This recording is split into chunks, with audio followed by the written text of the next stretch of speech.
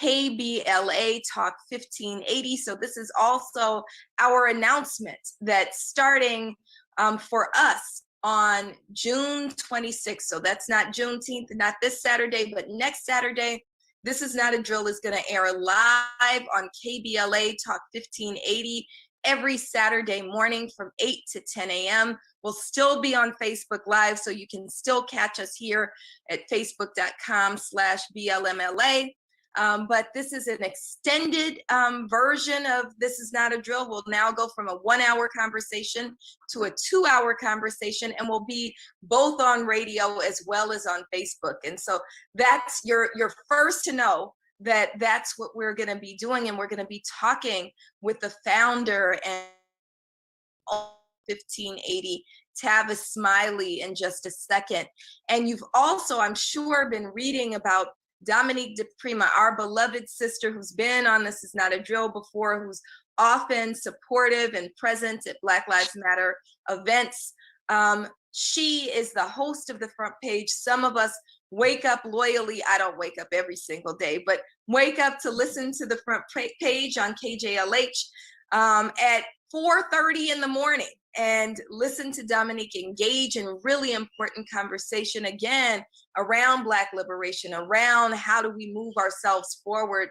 And we know, if you've been reading, that Dominique is also transitioning over from KJLH, which is also Black-owned media, but to KBLA, which is in the talk format, and she'll be at a later hour when all of us don't have to set alarms and listen in the dark. We'll be able to listen to her later in the morning. So that's going to be the conversation here on This Is Not a Drill. We want you to make sure that you engage, so type your questions in the chat. Megan is doing work, our team is doing work, Tyler is doing work to make sure that your questions get fed in so we can engage in a collective conversation. And before we get to that conversation, we do want to uplift our verified Black-owned business of the week, which is Black House NoHo. It's a Creole brunch bar. I wonder how they're doing that, if they're doing if they're doing a buffet or not. I don't know, but it's open.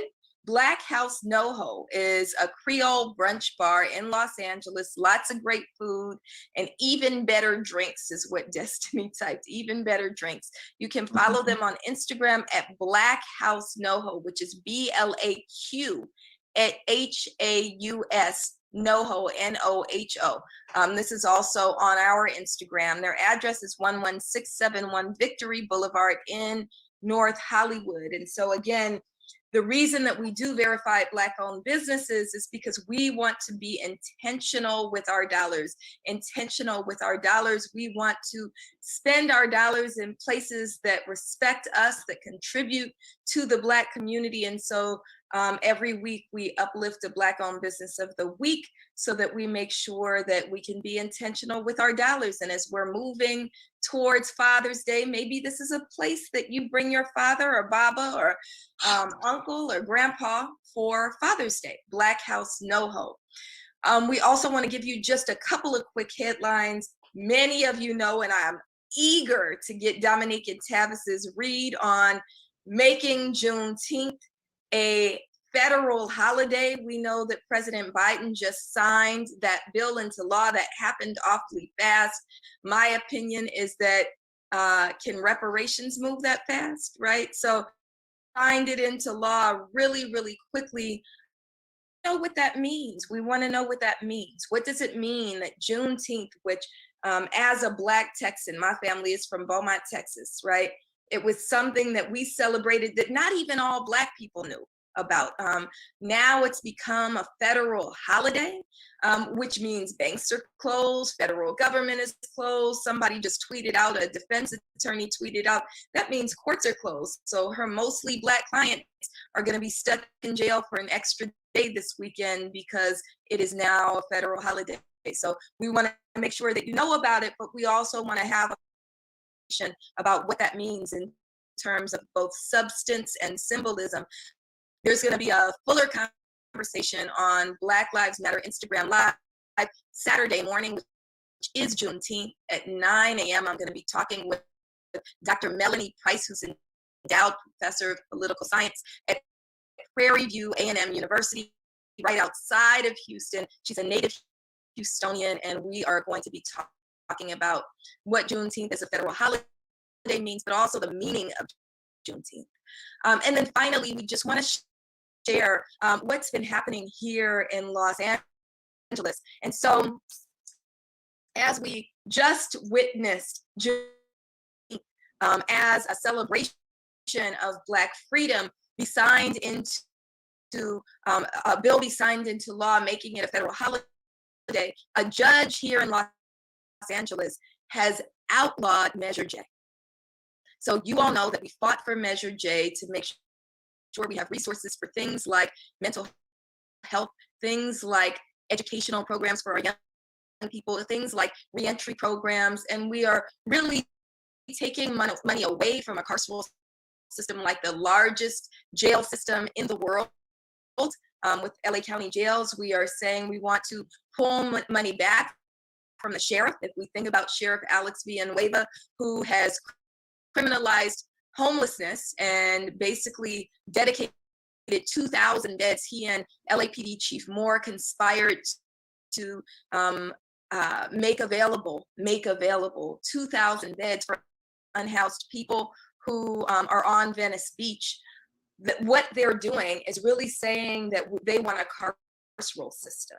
What Measure J said, and what was passed by a landslide Los Angeles voters, is we want resources for our community. A judge ruled today that over 2.1 million voters who overwhelmingly said yes to Measure J, that our votes don't matter.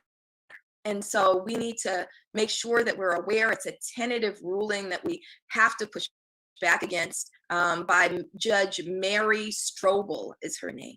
And so we're going to be pushing back against that. And finally, we invite you to join us tomorrow morning at 9 a.m. It's 9 a.m., right, Tyler? Tomorrow morning,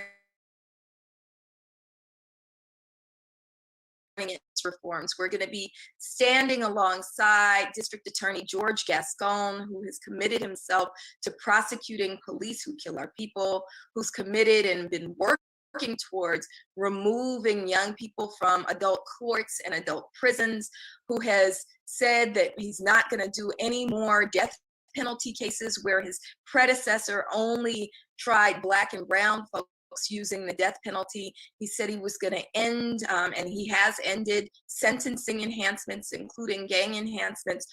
We know that the same forces that are working to overturn Measure J, specifically the Association of Los Angeles Deputy Sheriffs, are also working to attempt to unseat George Gascon, who again won because voters in Los Angeles County wanted progressive justice reform. So we're going to be in front of the Hall of Justice at 211 West Temple Street. That's Temple and Spring downtown tomorrow morning, Friday morning at 9 a.m. So please join Black Lives Matter, White People for Black Lives, SEIU 2015, Clergy for Black Lives, Southern Christian Leadership Conference, and a lot of other organizations who worked tirelessly for this victory and many others and don't want to see it overturned. The district attorney will also be with us. And so those are our announcements, our quick headlines, but we want to get into this conversation about how we tell Black stories and why Black-owned media is so important. We know that there's an African proverb that until the lion tells the story, the hunter will always be the hero. And so when we think about Black stories being mediated through white press, we know that there's a spin on it, that there is a often a tinge of white supremacy that goes into that storytelling. And we know that two of the folks who've been the most steadfast in making sure that the stories are told through the voice of the lion are my sister from another mister, Dominique DiPrima, who I love. I'm grateful to be working with you. I'm grateful for all the work that we've done together. But beyond that, I just love you as a person. And you know this, that I just love you as a person. And I'm so grateful that we're going to be moving into this space and be working together in different ways moving forward. And I'm also grateful to Tavis Smiley, who offered both of us this opportunity. Tavis, when Black Lives Matter was not popular, right, always gave us space to talk about what Black Lives Matter is, did so in every platform that he had.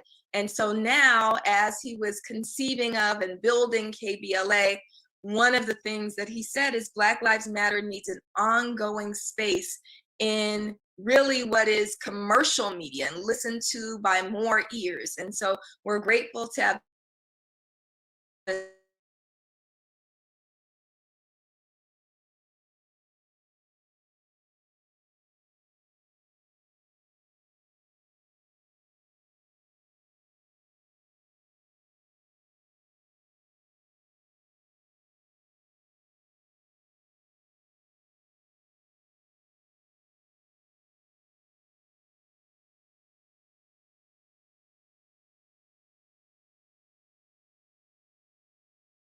First of all, Melina, Dr. Melina Abdullah, you earned it, so you deserve to be called Dr. Abdullah, but I know you so well as a friend.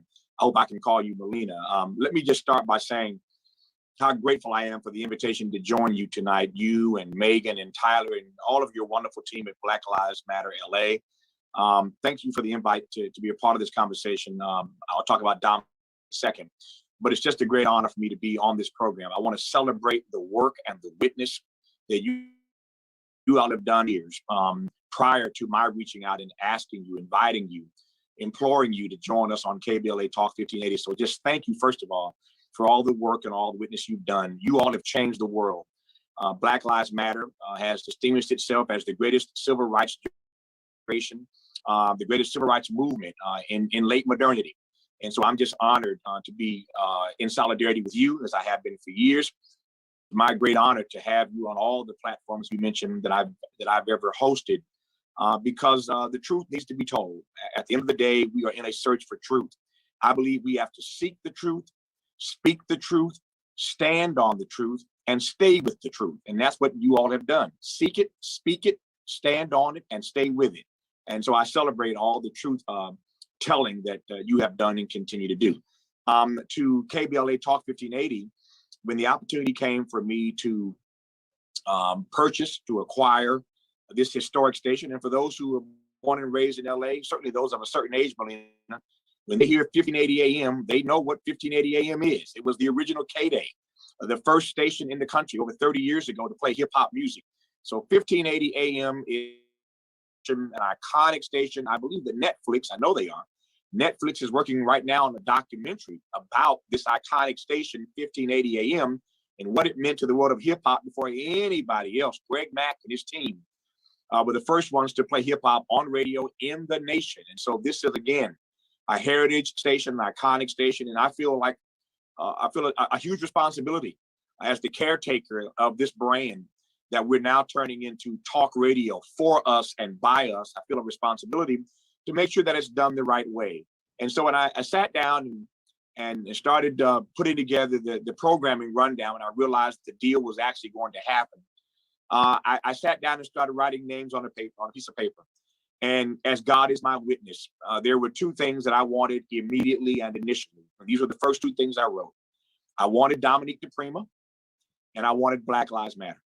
It just seemed so obvious to me that there was no reason why all this time, with all the great work you've done, that nobody had offered Black Lives Matter its own platform in traditional mainstream media. I love social media. You all have worked this thing like nobody's business.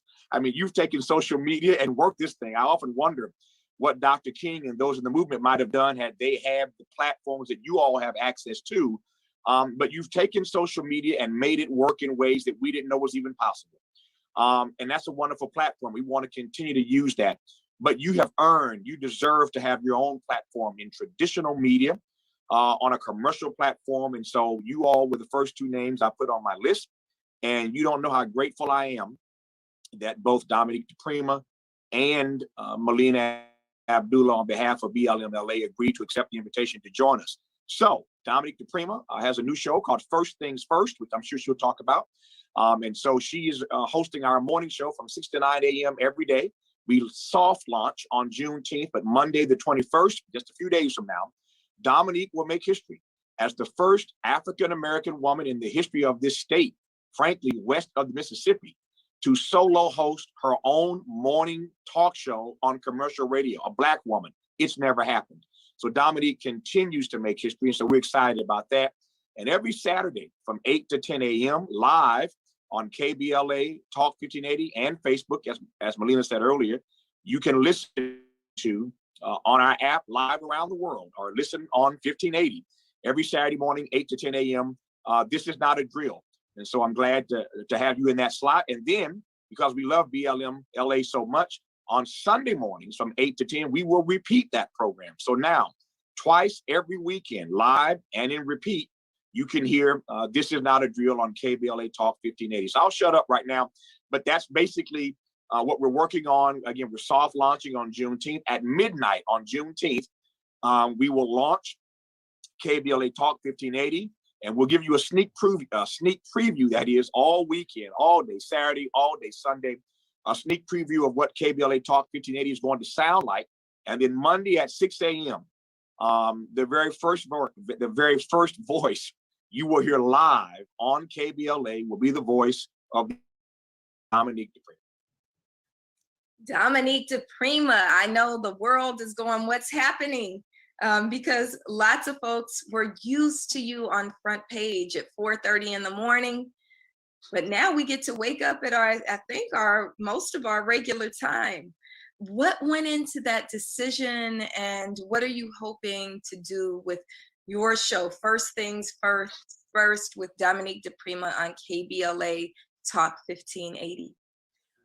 Well, yeah, thank you, Dr. Abdullah. By the way, the love is mutual. The sisterhood is real, not just as solidarity in the struggle, but just as my sister friend. And really grateful to have you in my life, and grateful for Black Lives Matter BLMLA being invited here.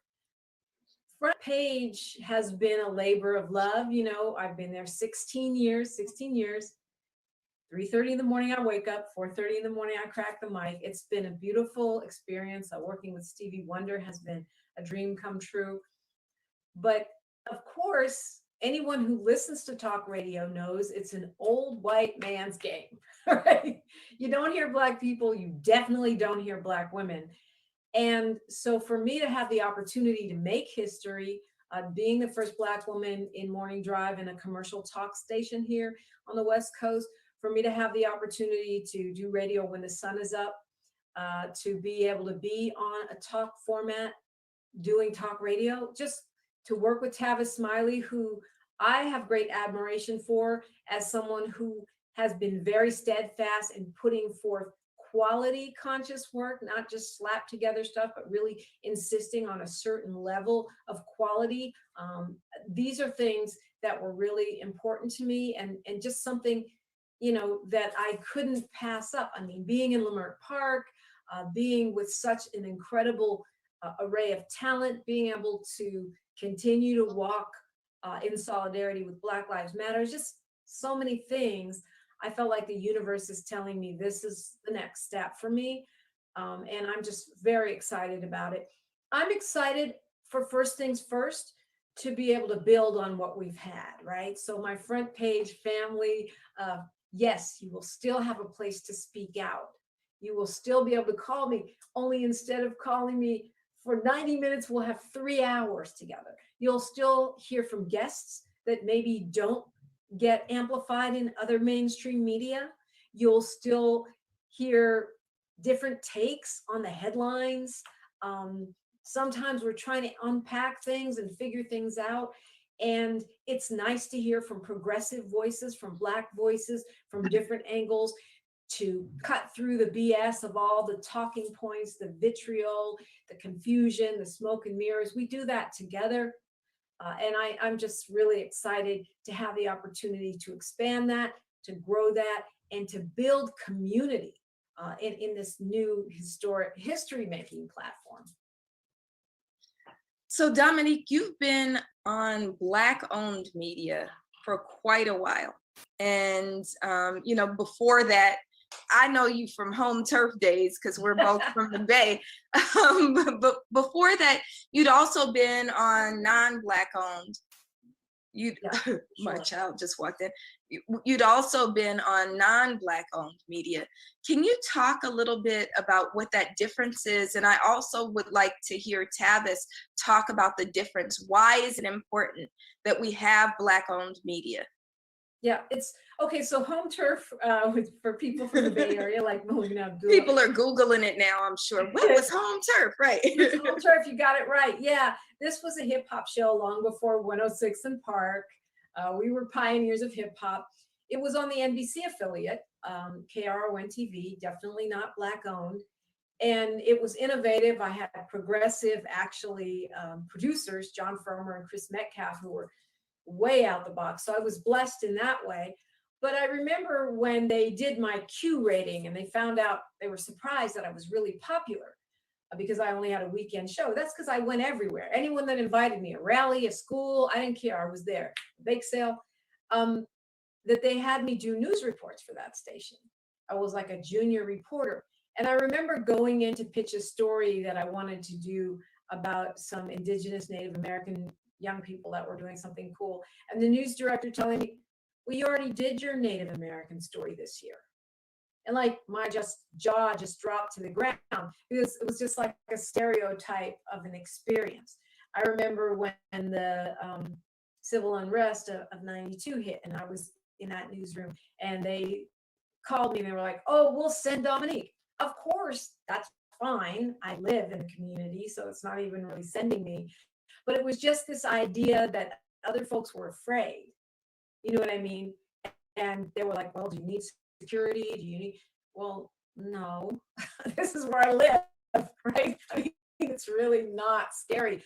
But, and it sounds funny, but it's really not in a way because that's the perspective, that's the lens that's telling the story.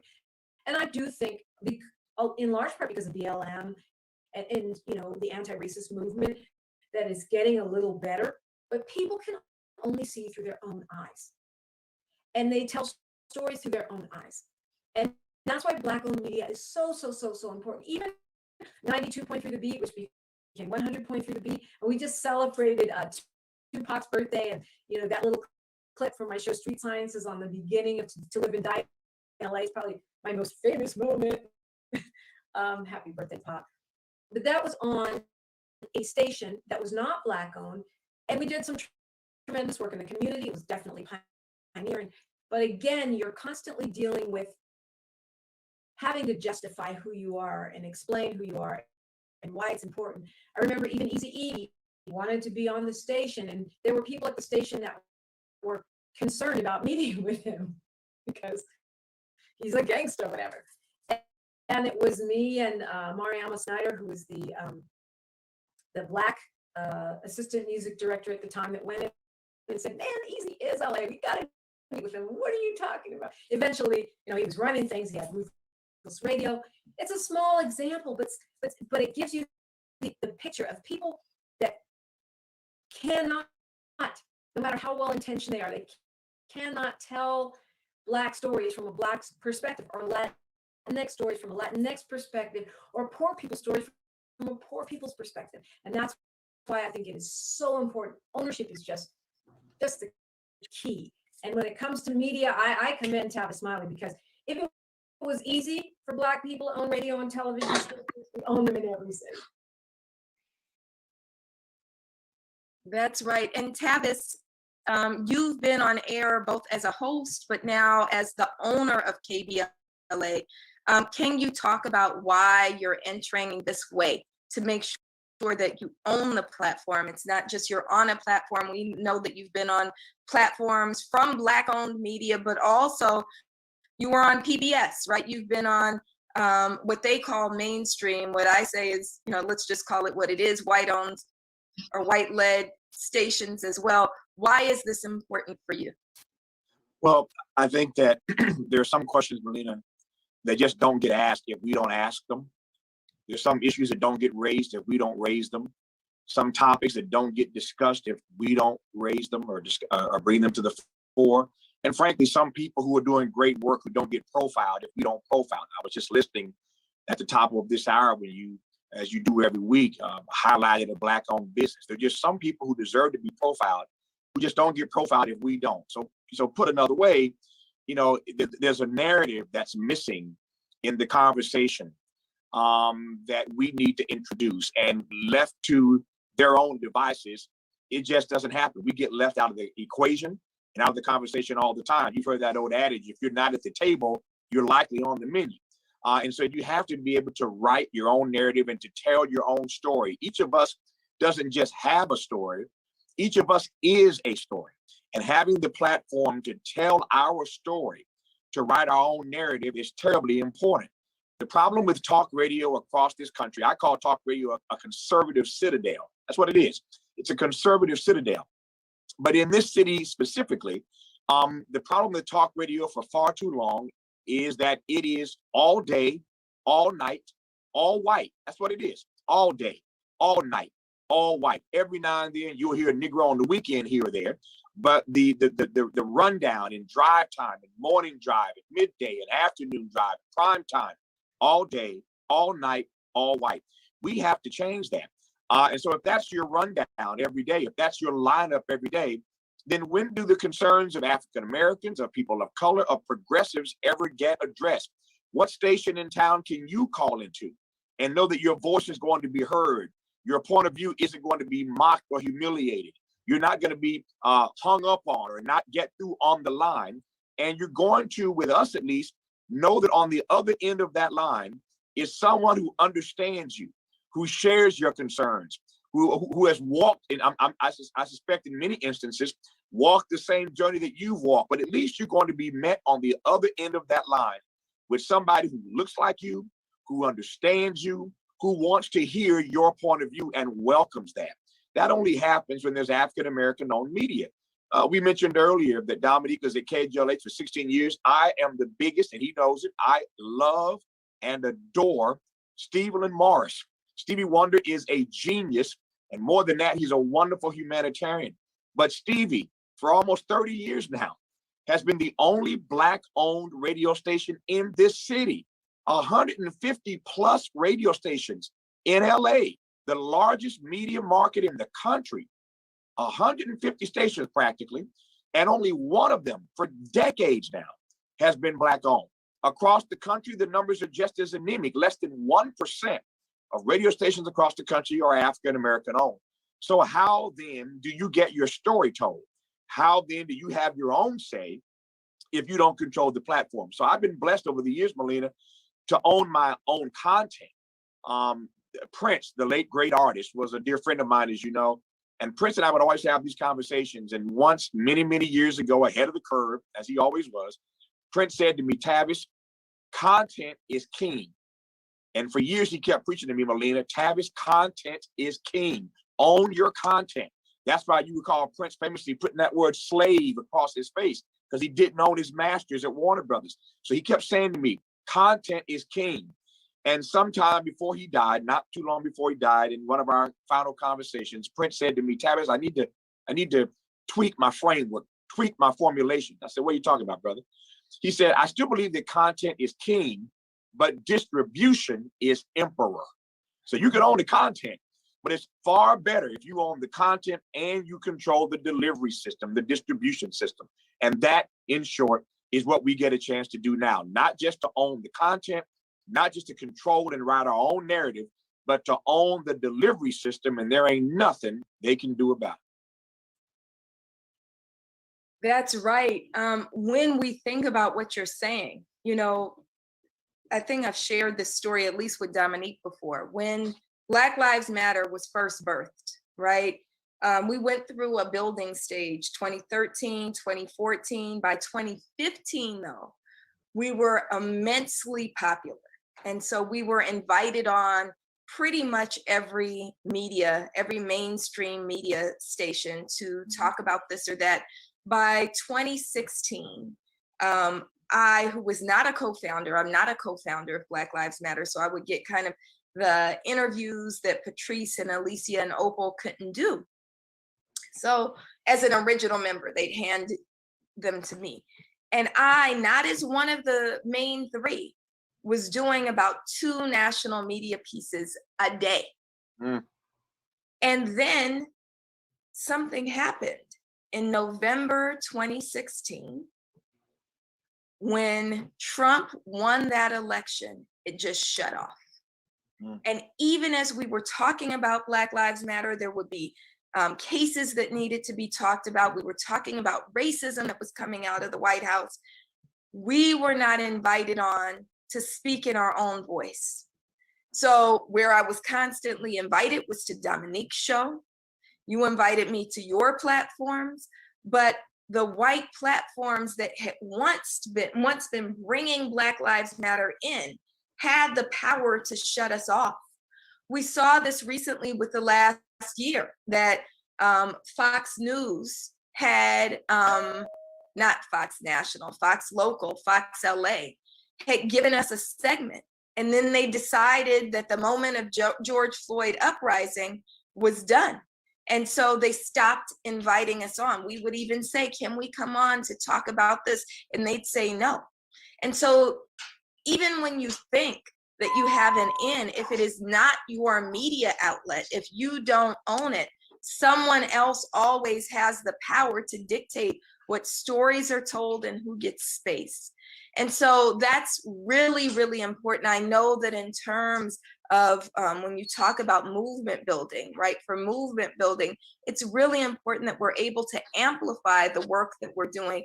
And I'm looking a little bit in the Facebook comments. I see, for instance, representatives from Free J. Burton on our Facebook page. You know, we're about to launch the first Black Lives Matter prison chapter. CNN doesn't want to hear about the significance of launching a Black Lives Matter inside the prisons. But on KBLA Talk 1580, I'm sure that not only do we have a platform to talk about the launching, but we can even talk about how to get some of those prisoner voices on. And so, Dominique, you've done that for years. Tavis, you're committed to doing that with KBLA Talk 1580. Do either one of you just want to kind of jump in what that means, especially in the midst of what is still an immense movement moment? Dominique? I'll just say that I feel like that's a great point. I remember, you know, the controversy around, if you want to call it controversy, around Donald Trump being banned from Twitter, which I was thrilled about. But when you think about those platforms, they have the ability to shut you down anytime. So if we're building our whole movement based on something that we don't control, that is problematic. If Twitter shuts you down, if Facebook shuts you down, if net neutrality is going away and our platforms are being throttled, what do we own? It's back to this idea that Tavis was talking about who's the emperor. The emperor really is distribution. We've had YouTube and all of these opportunities that have given us distribution that we didn't have before, but we still don't control them.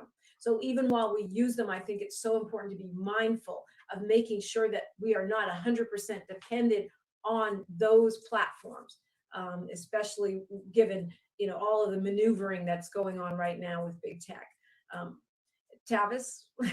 Yeah, I would only add, my dear friend Cornel West, Dr. Cornel West, gave a speech one time, and I was sitting there, of course we're friends, and I was with him at this event, Melina and Dominique, and his theme was, what can a blues nation learn from a blues people? What can a blues nation learn from a blues people? And Dominique's esteemed father has written about this theme in some of his work over the years, had written about it.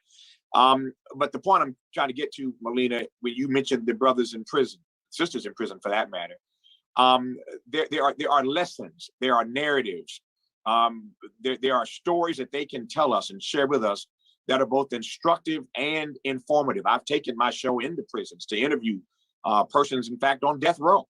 I've had those conversations live on my programs down through the years, and so I know firsthand that some of the great lessons, some of the great stories, some of the juiciest tidbits of advice that I've ever received have come from brothers and sisters on lockdown.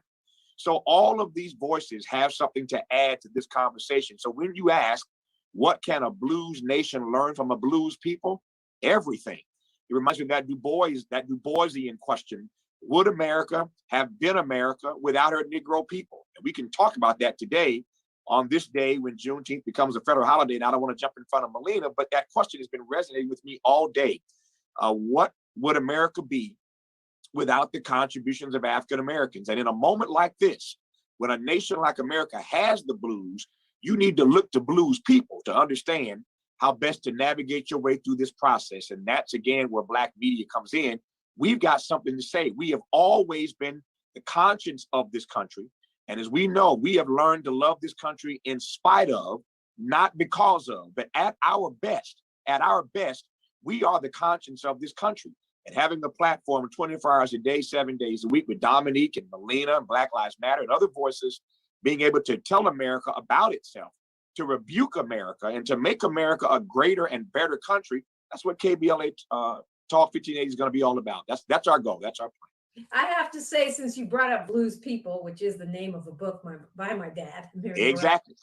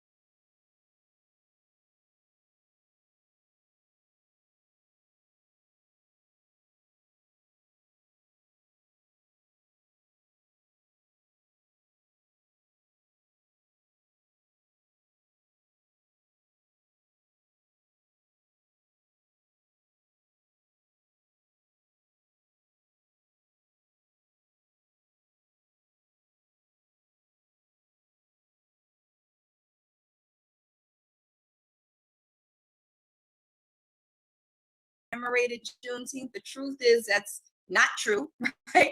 A lot of Black people actually didn't know what Juneteenth was either, because it was specific to Black Texans. And so if you were from Georgia or North Carolina or South Carolina or any other place, your family came from one of these places, you might not have ever heard of Juneteenth until now. So for it to be made a federal holiday, what does that mean? Is there a meaning in it? Well, you know, Dr. Abdullah, I knew about Juneteenth because I've been, ever since I was doing home dirt back in the day, I've always been doing every community festival. So I'm always on stage or somewhere at a festival or something. So my celebration of Juneteenth has been about community service. And this is how I feel about it. I understand why people are angry. A lot of people are angry. Like, where's our police reform bill? Where's our reparations? We didn't ask for this. We want 40 acres and a mule, not Juneteenth. And it reminds me of one of the poems my mother, Dominique DiPrima, wrote in Run for Revolutionary Letters. She says, ask for everything. You can have it all. And so this is how I feel. Fine, you want that to be a national holiday? I'm good with that. I still need my reparations. I still need some meaningful police. I don't even want to say reform, whatever, change, reimagining. I still need like a lot of work done. I need these progressive prosecutors. That's not enough. And I feel like in order for you to enjoy Juneteenth being a national holiday, that means you have to have a job. A lot of us don't have jobs. So like, what does that do for you? You know what I mean? And when I say job, I'm talking about, living wage jobs. I'm talking about careers. I'm not, you know what I mean? So there, yes, it's problematic in the fact that, we can't pass an infrastructure bill so that Black folks can get good union paying jobs for their families, so that they would care if they had a national holiday, because they would have a holiday from something other than poverty and freaking pandemic. But on the other hand, I'm not mad at it. I'll take the national holiday, but if you think I'm placated, you thought wrong. You thought wrong. I want both and. There we go. There we go. I have a question I shouldn't ask, but I'll ask after Tavis responds, because I've been having these conversations with my family all day. But Tavis, what are your thoughts on Juneteenth and the significance of the holiday? Yeah, in the tradition of the Black church, I would just say amen to pretty much everything Dominique just said. Not a whole lot to add. I would only add this though, that America has figured out, to use Dominique's word, that you can placate Negroes if you give them symbolism. Right. And never get to the substance. And that's what she was really saying. And I long ago got burnt out on symbolism. I've gotten in trouble for years because, my politics and my commentary was celebrating Barack Obama. I love the symbolic nature of that, but I was pushing for more substance, and a whole lot of folk got mad at me for demanding more substance. Because I understood that while Barack Obama was my president, I voted for him twice, like every other Black person I know, and was happy to see him there. He was still the head of the American empire. He was head of the American state. And so in that capacity, he has to be pushed to do better by African Americans and poor people writ large. And so for me, symbolism has never been enough. I've always tried to raise the bar to demand more substance. So I'm all for Juneteenth being a holiday. I'm all for increasing and expanding the African American imprint on our country. As I said a moment ago, Du Bois asked that question: would America have been America without her Negro people? I love always getting the chance for us in any way we can to answer that question and say, absolutely, America wouldn't be what she is today were it not for our imprint and our contribution. But again, not to be repetitive, Dominique is right that we'll take it. We're not going to turn nothing down. Let's be honest. Victories for us don't come easy. As Black Lives Matter knows better than anybody. It takes a whole lot of work, and these victories don't come easy. It wasn't easy to get Jackie Lacey out of office. Victories don't come easy. So every victory we can get, I am happy to take. But at the end of the day, I want more substance, not just a lot of symbolism.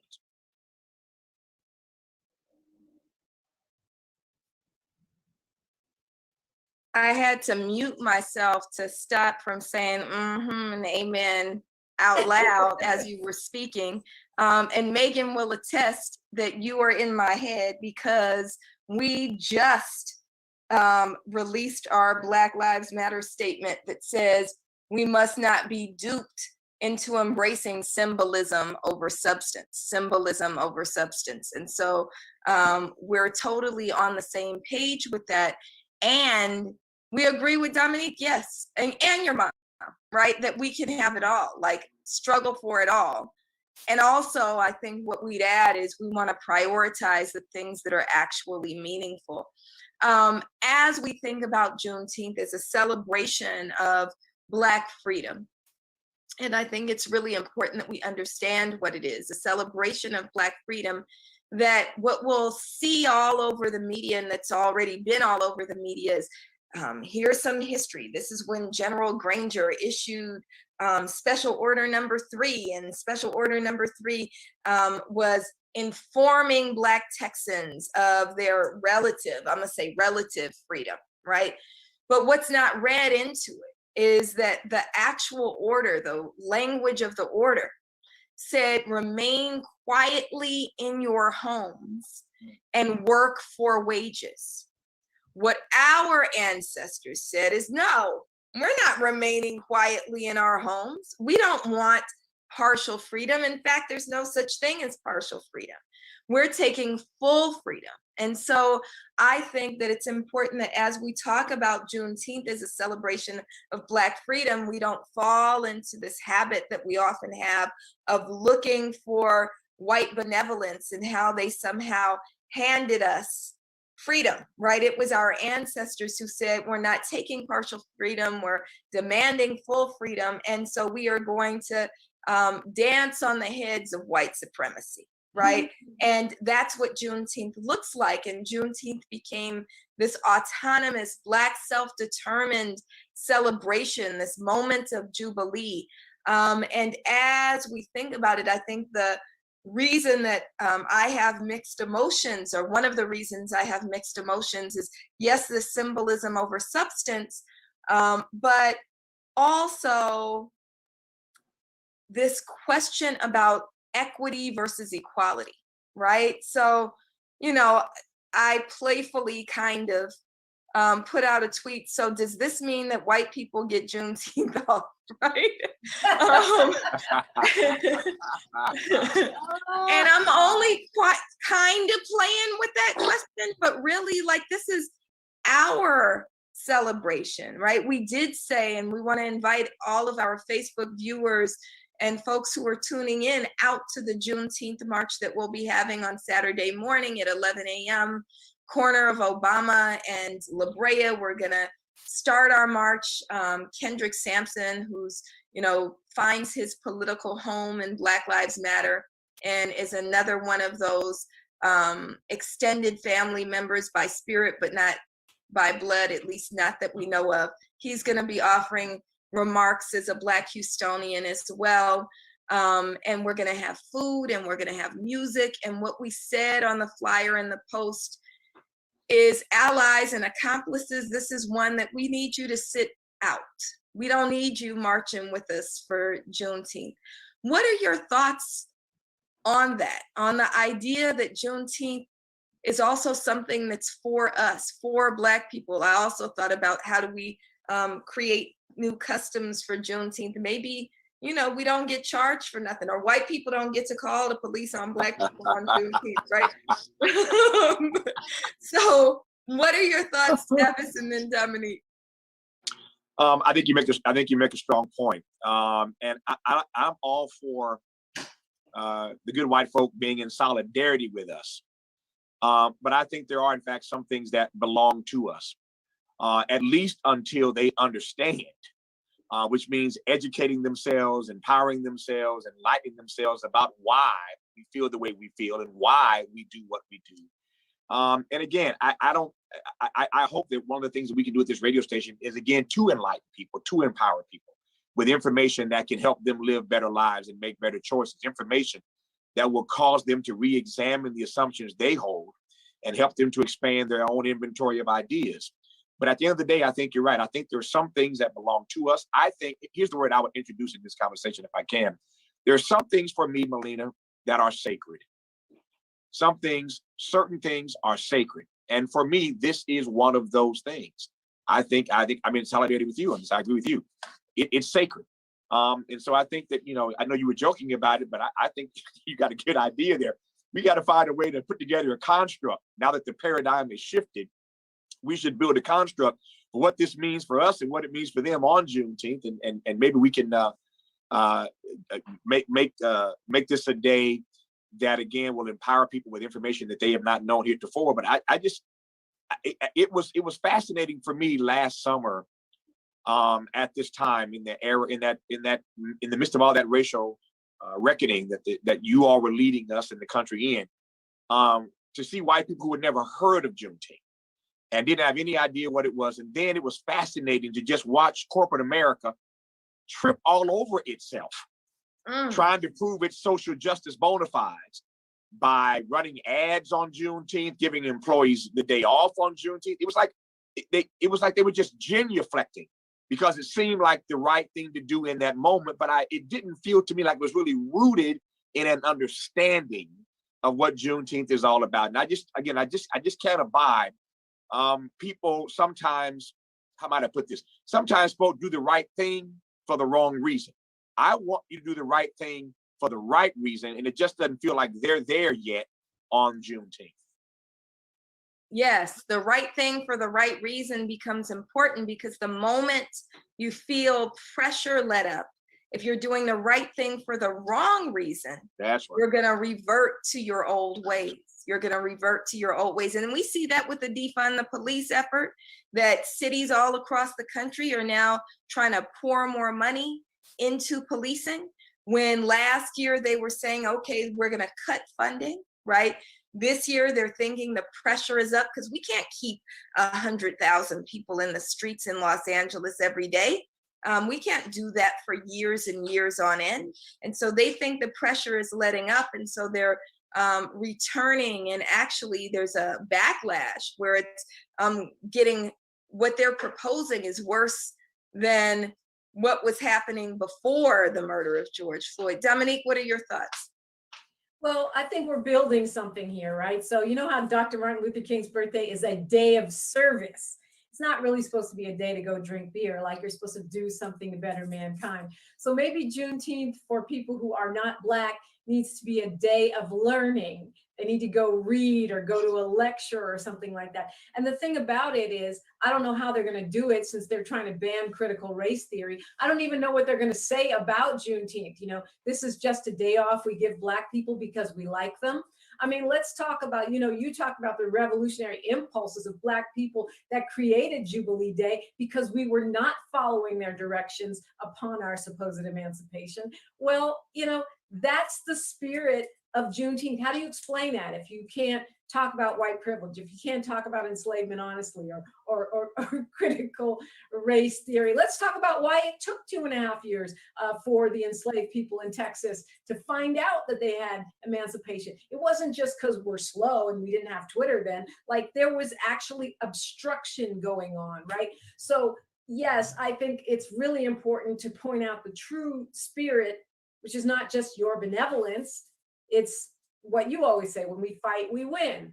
But I think it's also, it makes a lot of sense for Juneteenth to be a different kind of a celebration for people who aren't Black. A day of education, a day of understanding. And maybe if it's in the private sector, you can actually get some critical race theory, or at least, some real unabridged history. Because if we have to explain Juneteenth without, hurting people's feelings, then it's going to be problematic. And I can already see the holiday becoming about barbecue and dancing.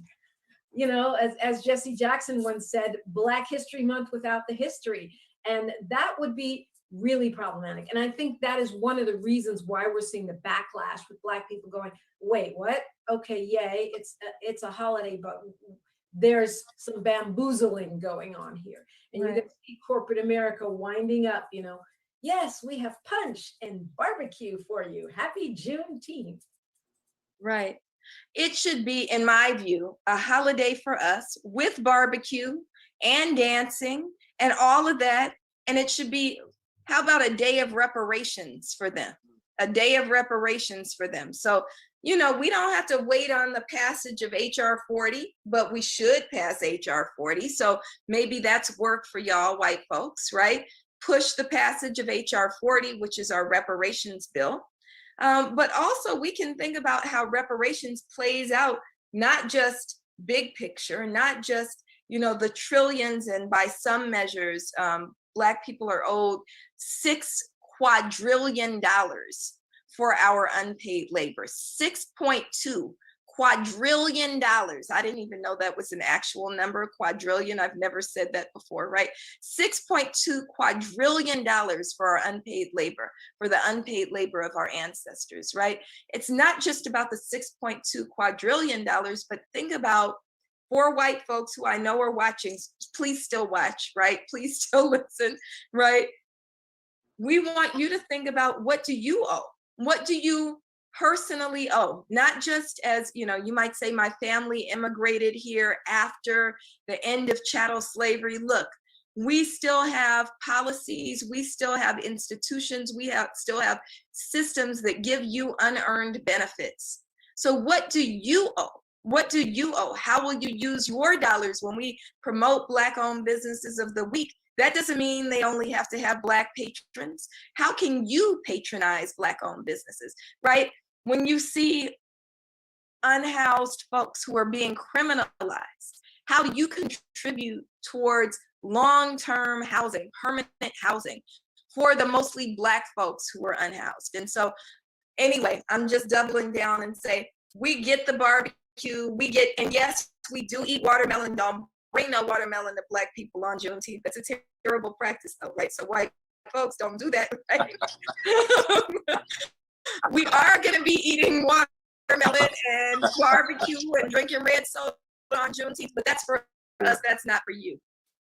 Finally, as we get to our closing, I think this all kind of wraps us back into KBLA Talk 1580, because what Juneteenth is about Black autonomy and celebration of Black freedom. I see KBLA Talk 1580 as an expression of Black autonomy. When you talk about why it's different and the need for, you know, Tavis, my love is Prince, right? My love is Prince. And so when you talked about what he said about distribution being emperor, I also see that as necessary for Black autonomy. Do you see KBLA as an expression of Black autonomy?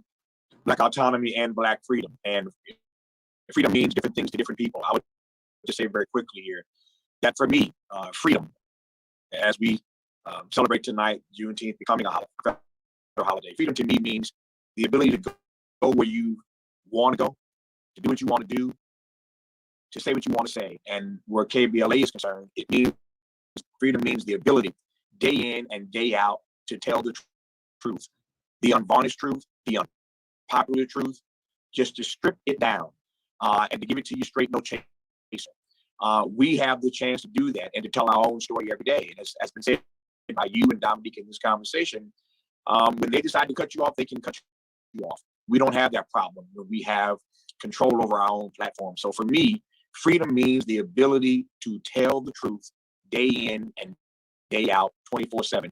And that's what we're going to attempt to do on KBLA Talk 1580 come Juneteenth, this Saturday, and in our soft launch and come live Monday morning at 6 a.m. on the 21st of June when Dominique makes history when she cracks open that mic. And just very quickly, because we're still on Facebook, so we can go a few minutes over, who else is going to be there? So I know we got Dominique 6 to 9. You're following Dominique from 9 to 12. Is that right? Yeah, Dominique is, you saying baseball, she's the leadoff hitter. So Dominique goes 6 to 9. I'm going 9 to noon every day, 9 a.m. to noon. From 12 to 2, there's a powerful young brother who has done some amazing work with BLA out in Bakersfield, California. Now we're bringing him to the big city. His name is Danny Morrison, and he's going to start every day with a commentary that's going to be just blazing, and his conversation will jump off from there. So Danny Morrison does 12 to 2. From 2 to 4, the great comedian D.L. Hughley. D.L. is from L.A., as many of his fans and friends know. He's from L.A. He has a syndicated program now, but sadly for a while now, his own national syndicated program has never been heard in his own hometown.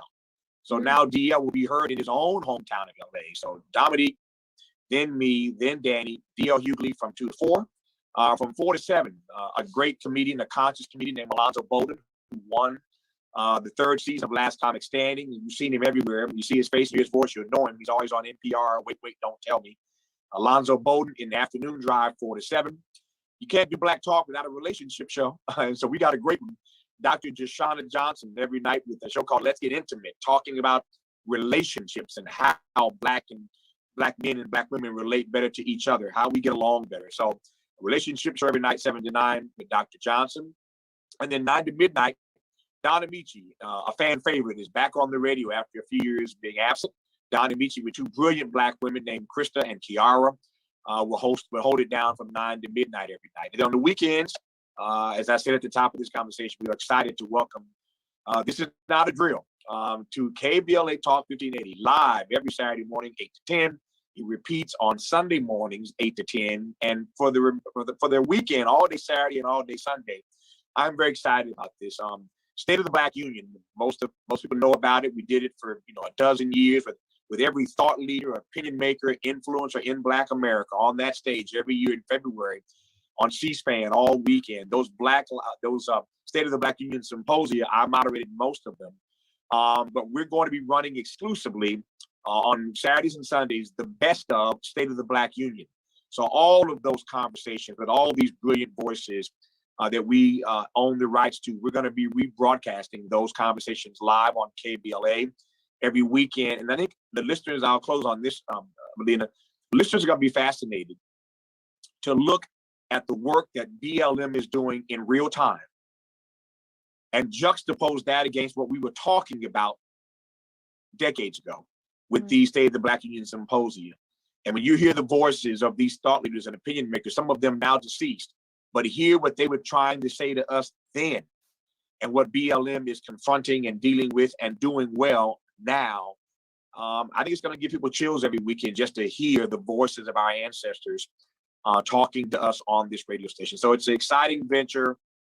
Again, I'm looking forward to it. It's been a lot of work, but we're excited about it. We're, again, so thrilled that This Is Not a Drill will be heard on our station every weekend. So thank you for honoring us, Melina and Tyler and Megan and the whole crew with blessing us with your voices on our station every weekend. Thank you, Tavis. And Dominique, people are missing you already, but we get to hear you. How's it going to feel to be able to wake up not at 3:30 in the morning?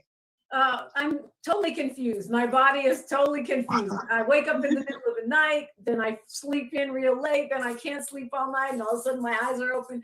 But I'm excited about it. I'm very excited, and I hope that all of my front page, street science, home turf, people, friends, and family will join me on Monday morning and every morning from 6 to 9 on KBLA Talk 1580. It's just beyond exciting. It is exciting. It is exciting. We want to remind everybody that we want you to listen. We see KBLA as a space where we're going to be able to get you information and get you fed, but really it's also about getting you out and activated. So we want to remind you that tomorrow morning, 9 a.m., we're going to be in front of the Hall of Justice, 211 West Temple. Tomorrow morning, that's Friday morning, 9 a.m., 211 West Temple, demanding that we uphold the people's progressive justice reforms, and that it's so strange to go from saying Jackie Lacey must go to now saying stand with George. We are standing with the current district attorney, George Gascon, because he's standing with us. Now, if he changes, we don't change. But right now, he's doing the right thing. And so we're going to say that we're going to stand with him against these narrow police interests who are trying to get him out. So again, that is Friday morning, 9 a.m., 211 West Temple. On Saturday at 11 a.m., we invite you, if you are Black, meet us on the corner of I almost said rodeo. Now it's Obama and La Brea at the Ralph's on the corner of Obama and La Brea. We gonna have sound. If you were from Texas, you'll know what I mean. We gonna have Zydeco music. We're gonna have all kinds of food. Everything is free. Black folks, come out to Obama and La Brea at 11 a.m. Bring your dancing shoes, your walking shoes, bring your appetites, bring your friends, and meet us for our Juneteenth march up. We're going to be heading up and heading over somewhere where we're going to have good food and some good dancing. We won't tell you the route just now because we also know that there's some not friends who are watching and waiting. But Black folks, join us. And also remember, we have one more week of This Is Not a Drill live on Thursday night. So next Thursday night, we'll still be here on Facebook. And then that Saturday, the 26th, we transition to simulcast and we'll be live on KBLA Talk 1580, as well as on Facebook. We want to thank our partners in all things Pro Bono ASL. You see Dresden right now. You know, Brianna was also on. The simulcast will continue because we are committed to language justice. We know that radio doesn't work for everybody. And so we're grateful to continue to simulcast on Facebook, and Pro Bono ASL will continue on with us as our partner in all things. So thank you so much to this team. Thank you again, Tavis, for the opportunity. Thank you, Dominique, for being our sister in all things. And thank you, Megan, Tyler, and the entire Black Lives Matter crew. Thank everybody for listening, and we will see you next week, inshallah, right here on This Is Not a Drill.